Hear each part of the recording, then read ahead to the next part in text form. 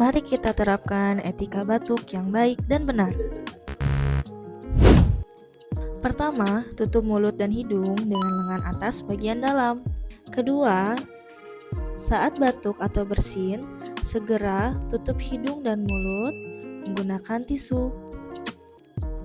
Kemudian, buanglah tisu yang telah digunakan ke tempat sampah infeksius terdekat.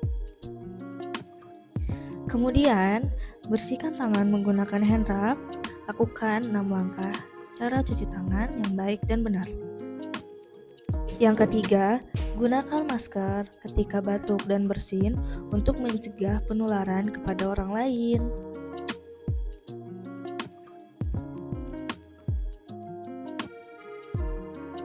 Sekian video etika batuk dan bersin.